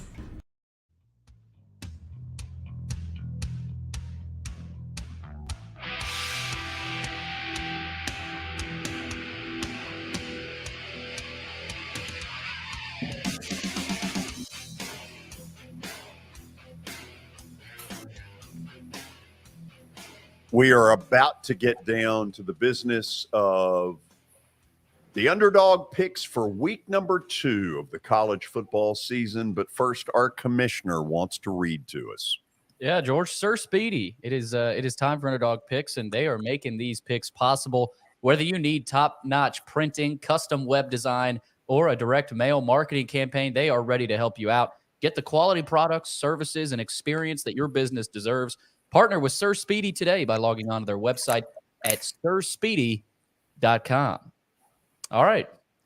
It's time for week 2 of Underdog Picks. And mention the order. George, you get to go first. You get to go first here. So what do we got? You are up to bat. Yeah, I'm at 0. Willie, the University of Memphis at the time, Memphis State, gave me my first play-by-play job. And you know that I care about that program and certainly want them to do well. There's a butt coming. But not this week. I am solidly in Navy's corner behind head coach Ken Niumatalolu and their offensive coordinator, Ivan Jasper. Ivan's been there a long time, hasn't he? Yes, he has. And I don't think Watson knows the story. Nope. Coach Jasper. Well, Watson's still basking in the glow of one of the best cheap shots ever thrown out on this show. That was as bad as anything I have thrown at you. Oh, that's not even close to things you've thrown at me. Awful. It was awful. The bobblehead looks better. It does, by the way. So, Watson, the story was that that Vandy was looking for a head coach they had just let go of Robbie Caldwell. And I had gotten a piece of information that the new coach was going to be Navy offensive coordinator Ivan Jasper. And I had really good info. I was told he had been in town a couple of days beforehand. I had a source inside the athletic department tell me it would be Ivan Jasper. I went on the air with it, and they went nuts. It wasn't true. And I thought, there's no way I've missed this that bad. So Darren sets it up at another radio station. You can pick one of several, and has Ken Niumatalolu on the air. And so we're going to get to talk to him. But as we're going to the break, I asked Coach to hold on, and I picked up the phone and I said, hey, I need to ask you something, and I need a really serious answer. I said, I am the one that spread this rumor. He goes, yes. He goes, we remember. I said, was there any truth to it? Absolutely none. Oh, I was crushed. So Ivan Jasper has been the source of some humor over the last few years because I absolutely butchered that story as bad as any. But I'm taking Navy. What am I getting? Navy plus 5.5 over Memphis. And that game is that's at Navy. So I got to give it to you, George. That's a little bit smarter than last week. Well, not much. I mean, anything smarter than last week. What do you mean by that? They lost to the Blue Hens last week. They had 182 yards rushing in the game. Navy. And Memphis. They lost to Delaware. And Memphis. And Memphis lost to Mississippi State. Got clobbered. Don't act like this can't work. We'll see. Yeah. Well, who are you to talk? What have you accomplished? Nothing. Okay. Stay out of it. Absolutely nothing. Both my bobblehead and I are telling you to stay out of it. What do you two guys think? Is that one you would have picked? Sense. Darren's just sitting back there all quiet with upset, up a touchdown. There's no reason for me to talk smack, but it was not on my list. He's got a list ready. He's got Willie. That tells you about it. It was not on my list. I did, however, see the clip of the Delaware head coach in his post-game interview drop an F-bomb on TV. He was so excited that they won. That did make the rounds on social media. That's nice. That's salt in the wound for George. Whatever. All right, so George is going to win, by the way. This is very close to a book it. You've said that. Oh. This is really close. No book it? No, but it's really close. I mean, it's within about that much. So I don't care whether you all have it on your list or not. What would have pushed it to the book it status if it's that close? Yeah. Another cheap shot from Watson. Oh, man, we need another cheap shot for the book it, Watson. Oh, Lord. All right, so George takes Navy plus 5.5 over Memphis. That game is at Navy, 2:30 p.m. Central Time kickoff on Saturday. So that's the pick for George. We move on to Willie. It is Watson. I got the order mixed up. Wait a minute. We got Watson. Do you not know? George, I got a lot going on back here. That's Watson, no excuse. Watson, number 2. Of course, last week, just a brutal loss. I mean, Purdue did not give you any favors. They lost 35-31 to Penn State. Watson, what are you going with here? I'm interested to see how you plan to bounce back this week. Well, George can tell you I'm not real good at bouncing back. I've been doing this, George, 3 years? Yep. 3 years, and I've never finished out of last. So I'm not a real good bounce back guy. 0. We're going to give it our best shot here. I'm taking Baylor to upset BYU with 3.5. I think it's 3.5. Baylor over BYU, taking the 3.5. Yep. Hey. That'll be a really good football game. Watson, you won't be awake for it, but trust me, it will be. No, I won't be awake for it. I can tell you. I'll have to read it Sunday morning. Is that why you're doing it? Just if they lose, take away some of the pain. You didn't even see it live. No, but I've lost so many of these now. There's no pain involved in this whatsoever. Believe me. It's no become pain. numb. The art of losing has become numb to Watson and Underdog. Don't bother me.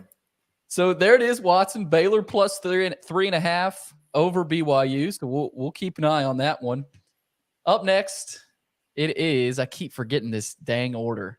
It is Darren, number 3, Darren McFarland. Darren, I mean, you could really get some separation here over the rest of the pack. Are you taking another 7? You taking a 3? What? I'll be interested in the number this week. Well, when Since you have a Navy lead wasn't on your list. Well, I'm looking on the list, and you know, Billy, when you have the lead by 7, you know, Coach Watson, you know, what would you deem as a safe play? What would you say is a safe play as a coach? A safe play. Like, I don't know where you want me. Where you want me to go? Where you want me to help you here? Is it a screen? Is it a handoff to the right? I mean, what's a safe play called by a coach when you've got the lead? When you got the lead, a good safe play would be 3rd down and 6 inches, and you run a quarterback sneak. That's a safe play. Okay, quarterback sneak. Okay, thank you. George, I'm going to throw out the quarterback sneak play. Mm-hmm. We're gonna toss that one, right? And we're gonna throw it downfield. We're just gonna stay with our foot on the gas. Okay, going with Sanford. No conservative plays, no screens, no jugular. Yeah, let's just go for it. Let's go for Arizona. Oh, that was my other. I started to do it. That was my pick. Arizona. Good pick, Darren. Good pick. 10.5. Is that what we got? 10.5. 10.5. It was 10.5 last I checked. Yeah. Good pick. Because I come that, as George says, I was that close. That close to booking it. Man, that could really, that's a lot of points. 10.5 Arizona over Mississippi State. That's bold, but I like it, Darren. I like it. I was that about game, to by the way, will end about 2 in the morning. Yeah, that's what a Are 10 you gonna o'clock stay hour up? start?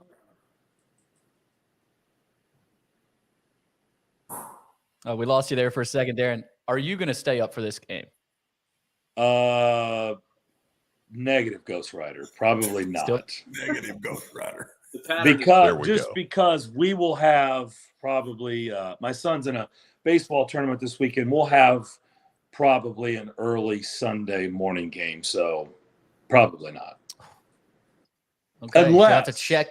Unless Arizona jumps out to a big lead, and then just saying. Just saying. But you are sitting pretty, man. George, no comments. So Arizona not on your radar. It's a really good pick.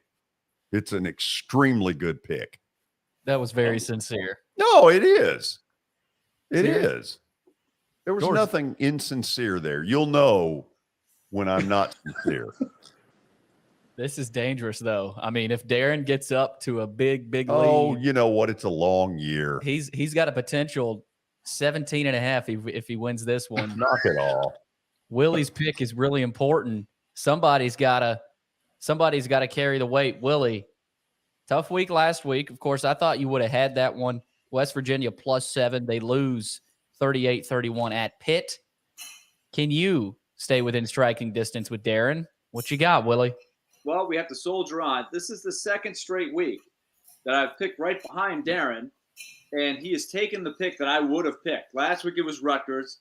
This week, here it is right here. I had the crazy pirate from Mississippi State going back to Pac-12 for Pac-12 After Dark. Come on, Mike Leach and Pac-12 After Dark. That's going to be entertaining. That's going to be good. So much for that. I can't pick that one. But So Navy isn't a good pick. I'll stay in the Pac-12. And I've consulted my version of Joe Boo, hoping for some 86 magic. Jesse Orozco, he will be my Joe Boo. And I will go with the Stanford Cardinal. Who are home dogs against USC. That was pick 2 on my list. Once upon a time, when Jim Harbaugh took over Stanford, they won, I think, as a 39-point underdog. Remember that? I think it was even more than that. It might have been more than that. It was one of the biggest underdogs to win, and it was early in the season. Stanford's known for this kind of stuff. I'm gonna put some faith in the Cardinal. And if you remember, we had Jack Harbaugh on the next week, and apparently they had so little confidence they were at a party, and people started coming up and congratulating them. Yeah, they did. It's a true story. It is. Okay. It's a big number there, though. Stanford +8 over USC. If Willie's able to snag that one, he could. And Darren loses. Willie's already right. back up to Everybody second could place. do good, but George's pick sucks. I don't like the vibe here at all. George, Navy. Navy is a damn good pick. You're betting on Navy. Yeah, I am betting on Navy. They're at home. They run. What is it they run? Watson, is that we call that triple option? The flex bone. Flex bone. Oh, yeah. You think Blue Memphis? Hens. You think Memphis is ready for flex bone? Yeah, after they spent the whole week on the passing game, so now they got to go back and play in Mike Leach. Now they got to go back and play the wishbone. It's good thinking. Yeah, but you didn't think that way. No, I didn't. No, I didn't. Okay, review. So there it is. Little review time here as we throw the graphic back up. George's pick. He takes Navy +5.5 over Memphis. That game is in Annapolis. So George taking the midshipman and Ken Niumatalolo. Watson, number 2, takes Baylor +3.5 over BYU. Interesting pick. Watson could get back up into the standings.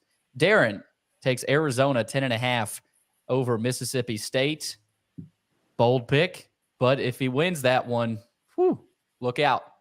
Willie takes Stanford +8 over USC. That's a night game on ABC, 6:30. Nice pick, Willie, to try to get back in front in the contention. Even if Willie's pick does win and Darren's loses, though, Willie will still be in second place. But that'll be a huge opportunity for Mr. Donick. It's a marathon. We're just getting started. Yeah. Good point. It's only week 1, George. How do you end? Yeah, gentlemen, good luck this weekend. Yeah, whatever. You don't mean it. You're rooting against me. In fact, the whole group is rooting against me. I'm rooting against you, George. You're not rooting for me. Oh, yeah. You said my bobblehead looked better than me. Well, that doesn't mean I'm not pulling for you. That was a cheap shot. Willie, Darren, see you next week. All right. You are upset over this Navy pick, aren't you? It's a good pick. It's gonna work, and you all have acted like I'm a moron for picking it. Well, okay. I just feel like if they win, then we're going to call Coach Jasper, and we should get him on next Thursday. That's a great idea. That's a great idea. That's an excellent idea. You guys behave. We'll talk to you again All right. soon. Okay, after the break, Lewis Maddox will sit down with MTSU head football coach Rick Stockstill. But first, we say hello to Brian Stewart, who has important words to pass on to you. How are you? I'm doing great, George. Man, you are getting the heck beat out of you today, aren't you? You know what? They can stuff it. That's right. There you go. I will say this: Navy needs to be competitive. Well, that's you always love to see your service academies being competitive, but Navy's got a long way to go. And I really hope, and I'm pulling for you, George. Let's just say that I hope you get it done. Thank you. You're a good man. Watson, did you get that wrote down for me? Thank you. Yes, I did. I got it. Thank you, brother. Go Blue Hens. That's all I can say. Go Blue Hens. He's a good man. So, George, we've got some open houses coming up this weekend. Some new listings that I was talking about yesterday. We've got a couple open houses that are going to be happening on Sunday this weekend. So if anybody's around Gallatin and Hendersonville this weekend, you got a chance and opportunity to see two beautiful homes that are just great deals on the market right now. The one in Tower Hill on Delray Trail is listed at $745, And it's just a fantastic home. All your main living areas on one level. You've got a bonus upstairs with a 3-car garage below it. Pretty good sized lot that's all level. And then in Gallatin, we have 2005 Choctaw Ridge, and it is a 1-level home as well with a bonus up.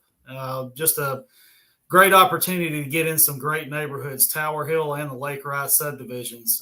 So I encourage everybody to get out there and see us at these open houses. They'll both be on Sunday from 2 to 4. And just call us. Let us know if you're coming. We'll set up a showing if you can't make it. Love to give you an opportunity to get in there and get these homes before they're gone. Excellent. Good stuff. We'll talk again tomorrow. George, thank you, sir. And y'all have a great day. Thanks, Watson. See you, Brian. Brian Stewart. Good to have him on every day. When we come back, an interview with MTSU head football coach Rick Stockstill. As you know, his team had a tough weekend at James Madison. Now they're headed to Colorado State, and some late info about Memphis and Navy. All of that here on Main Street Media Television.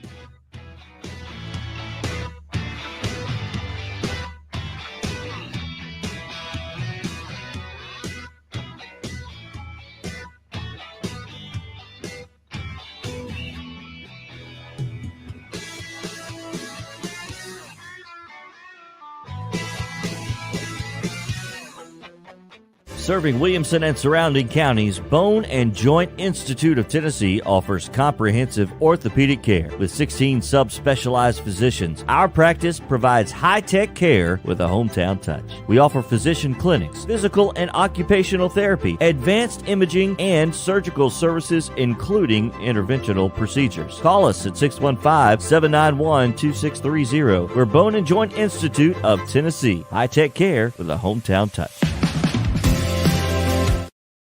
This is attorney Bart Durham, and this is me. I'm Aaliyah. Keeping in good physical condition is really important to me. But when I had a wreck with a tractor trailer truck that hurt my legs so bad I couldn't work for almost a year, I knew I needed a lawyer that understood tractor trailer cases. So I called Bart. Bart gets millions of dollars for his clients every year. At Bart Durham Injury Law, we've handled hundreds of tractor trailer cases. My dad and I want to help. Give us a call at 615-242-9000. For Dustin Timmons and Joey Donnelly, they welcome every opportunity to serve and satisfy their clients. Whether you are looking to build your dream home or renovate your current home, their team will ensure that every client and remodel is unique, luxurious, completed on time, and within budget. Contact them today to set an appointment for a free consultation or to view some of their completed projects by logging on to DonnellyTimmons.com.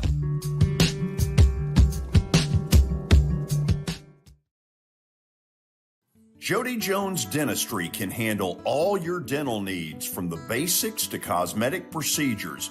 All of this in the nicest dental facility I have ever seen. Jody has done it right. They're located conveniently at 55 Music Square East, and for an appointment, it's simple. Dial 615-259-5100 and tell them Plaz sent you.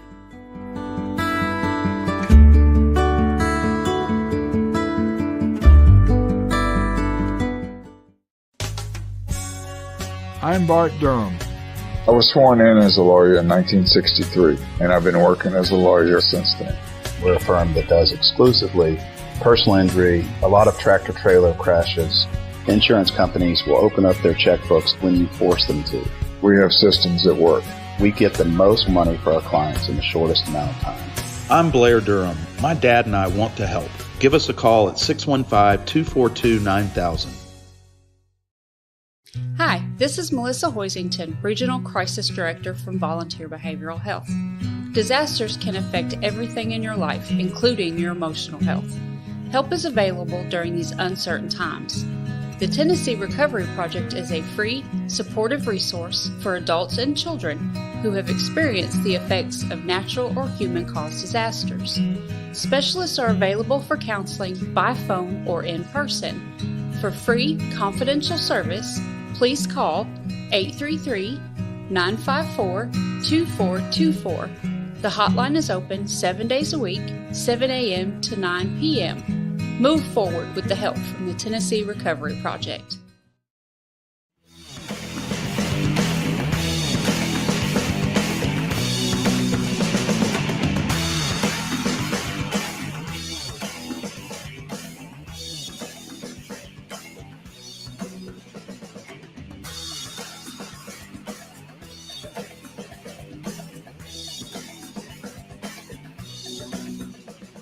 This is a big game for Middle. They head out to Colorado Springs to take on Colorado State this weekend, and they need a victory in the worst sort of way. With that in mind, the youngest intern in Plaster broadcast history, young Lewis Maddox, standing by with Coach Rick Stockstill. All right, Coach Stockstill, you started off your season last Saturday at James Madison University.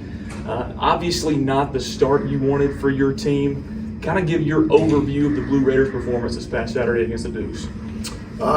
First of all, you got to give James Madison credit. They did a really nice job. I don't want to take anything away from them, but we didn't play as well as I think we're capable of playing. So we had a lot of new guys out there on both sides of the ball that were playing their first college game, and at times it showed. But we got to be a lot more consistent, play a lot better moving forward. But James Madison, give them credit, they did a nice job, and we've had a great week of practice so far, and we'll continue to get better. Offensively, Coach, you saw some things that you might like, some things you can build off of for the rest of the season going forward.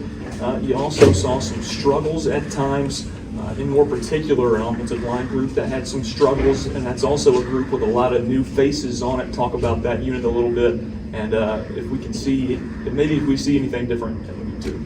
Well, hopefully you see a lot different in week 2. Hopefully we play a lot better, but we didn't handle their pressure as well as we need to. You're right, we had 4 new guys up there, but it wasn't just them, it was everybody. We lost, a couple receivers during the week, so we had 6 or 7 receivers that were playing for the first time in college football also, so it was a combination of a lot of things. Again, I want to give them credit, because if I don't, then it takes away from their performance, and I'll never do that.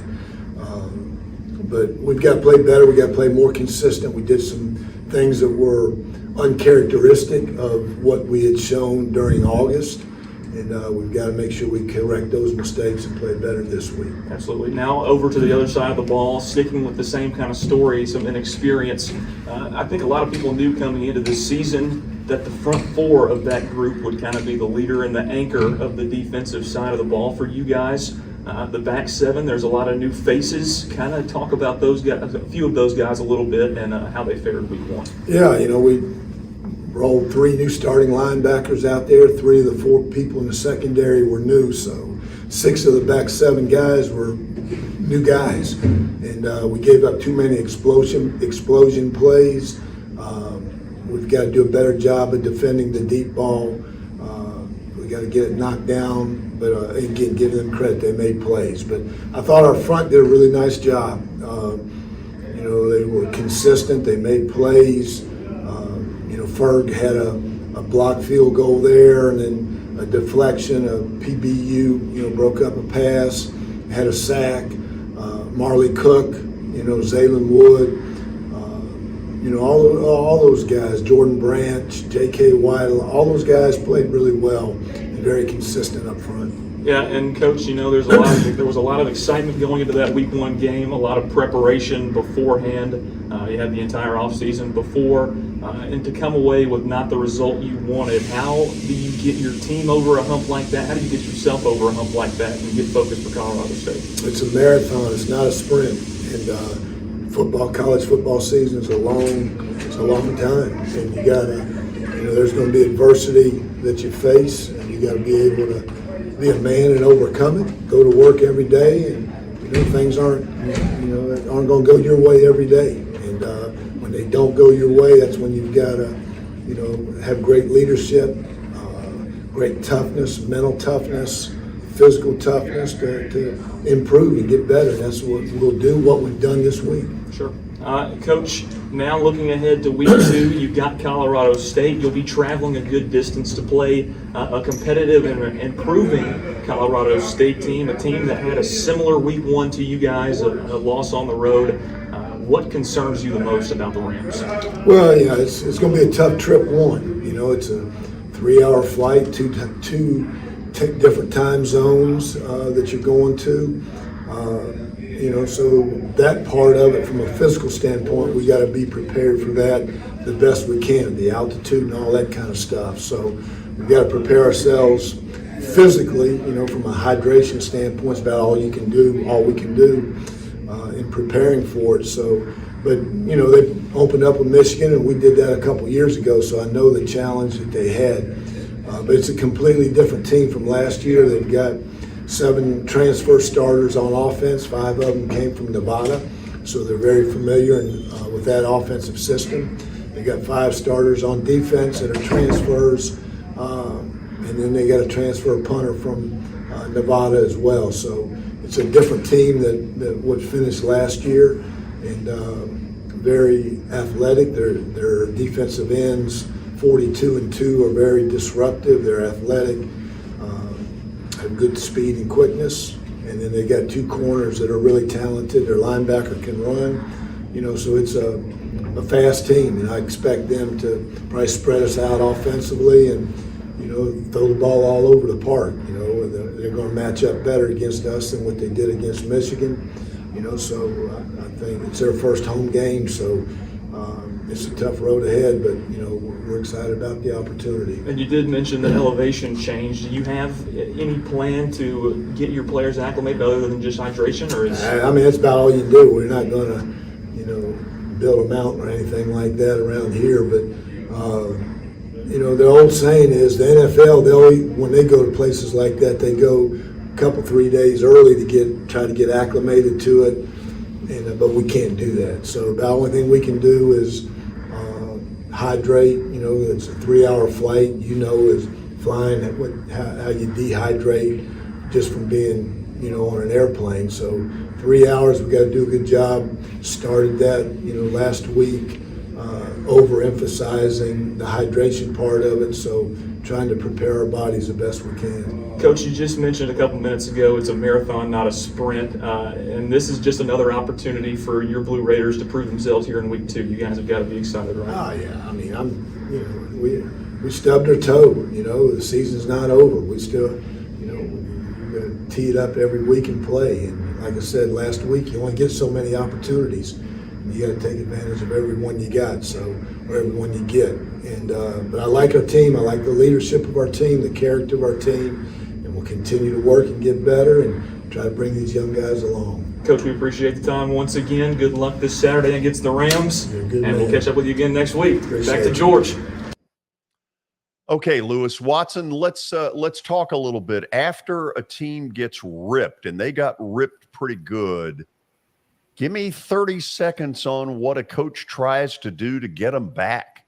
Well, when you get ripped, George, you got to be careful because you've got a group of kids that could go in a lot of directions, and you got to get their confidence back. And the way that I tried to do it myself, don't mean it was right, was show them the mistakes we made, and if we correct this, they didn't have anything to do with who was on the other side of the ball. These are things we can't do against anybody, and try to start building them back again. Sounds like he's got a really, really young team, and if he does, he's the one that's got to be patient. He's got to hang with them and just let them keep getting better. And my gracious, their schedule is brutal at the start of the year. They got to go to Miami here in a couple of weeks, I think. Interesting. So, it's brutal. An interesting aspect to this game. Well, last week's game, Todd Centejo played quarterback at Colorado State last year. He transferred to James Madison, and he threw for 287 yards, 6 touchdowns against Middle Tennessee. So James Madison has a player at quarterback. I'm not defending Middle by any means. You know, they can't lose a game like that, but they've got a really good player at quarterback. So it'll be interesting to see how Colorado State faces off of MTSU without their quarterback, who's at James Madison. Watson, after the break, not only will we have a pick on the NFL opener, but we'll have a baseball pick as well. I'm red hot. I've won 1 in a row. This is Main Street Media Television.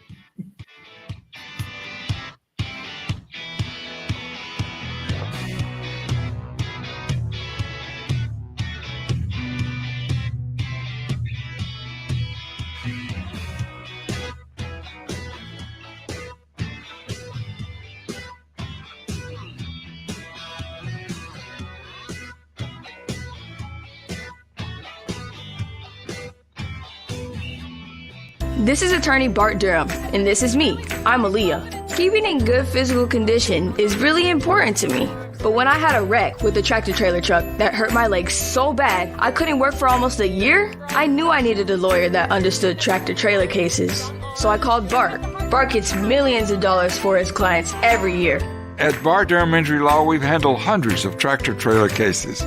My dad and I want to help. Give us a call at 615-242-9000.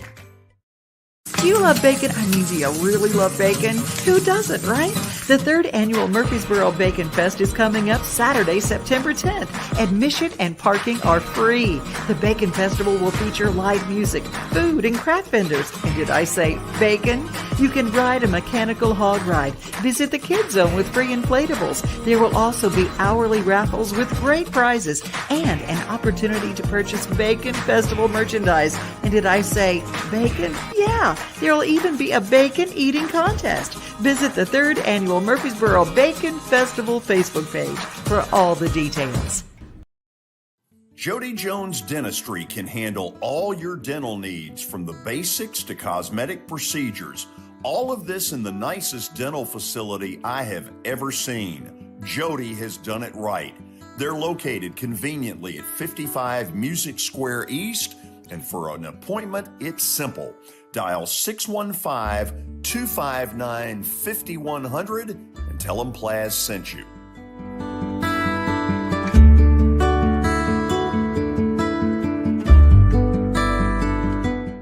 Serving Williamson and surrounding counties, Bone and Joint Institute of Tennessee offers comprehensive orthopedic care with 16 subspecialized physicians. Our practice provides high-tech care with a hometown touch. We offer physician clinics, physical and occupational therapy, advanced imaging, and surgical services, including interventional procedures. Call us at 615-791-2630. We're Bone and Joint Institute of Tennessee. High-tech care with a hometown touch. At Sumner Funeral and Cremation, our mission is to serve families as our own, celebrate the life of their loved one, and help begin the healing process. My whole family, including my wife and my mom and siblings, were very happy with the treatment that we received. I would highly recommend Sumner Funeral and Cremation. We offer funeral, burial, cremations, and pre-planning services. Sumner Funeral and Cremation. Traditional, affordable, dignified. SumnerFuneral.com.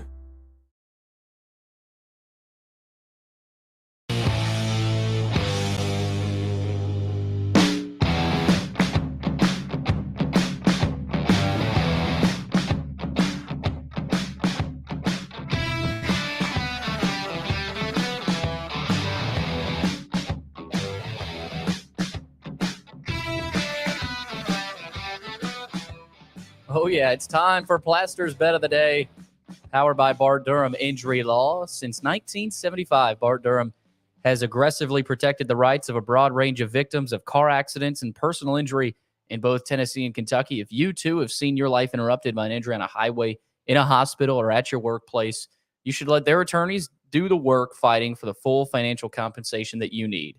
Learn more about Bart Durham Injury Law by logging onto their website. That's bartdurham.com. As we bring George and Watson back in here. George, you got back to 500, 24-24. The Padres got it done last night. How about that? About time. It is about time. Gosh. You bet on them a few times. And it doesn't always work. No, but they pulled through last night. You're 24-24 now. You got 2 tonight. Yeah, don't go anywhere with these. Don't show them yet. Watson. Yes. Since the NFL went to this plan where the defending champion gets to host the first game of the next year, that defending champion is 14-2. Whoa, I didn't know that. I didn't know it until about 45 seconds ago. Ooh. Vegas has the road team Buffalo a 2.5-point favorite. That tells me that Vegas knows something. Thus, let's look and see. I'm going Buffalo. Bills minus 2.5 against the Rams tonight. I don't know what it is Vegas knows other than Buffalo is really good, and they may be good enough to win the whole thing. They are a legitimate Super Bowl contender, and I think they get the season off to a great start. Yeah, I'm picking the Rams, but not strongly. I told you, I think Buffalo's going to be right there playing again. I don't know who they're going to play on the NFC side, but I think they're going to be in the big game again. And just for the heck of things, we've tossed in a baseball game. Oakland is awful. The White Sox, yes. The White Sox are going with Dylan Cease, who pitched an 8 2/3 innings no-hitter last Saturday night. Oftentimes, when a pitcher comes really close, they then die on the vine in the next start. I'm hoping that's not the case. I'm going Dylan Cease and the White Sox minus the 190 at the Mausoleum against Oakland. Tomorrow on the show, great stuff. Former Heisman Trophy winner Eddie George in the 4 o'clock hour. And then my buddy Jeff Francoeur from the Atlanta Braves will be with us around 5:15. We're going to have a great show. Watson, I'll see you on Monday. You try to behave, and at 2:30 on Saturday, not only do you turn on the Tennessee game, but also Navy in Memphis. The Midshipmen. CBS Sports Network. It's time. George, I'll have to admit, I wouldn't dare say it on the Underdog show, but I had them as one of my picks. So. I didn't say it on the deal. I didn't say it on the deal. I had it right there with Mississippi State and Arizona. That was my other two. What a big wuss. What the gosh. Talk about go with the flow. Watson, have a good weekend. Same to you. Billy, behave until tomorrow. I'll do my best. This is Main Street Media Television.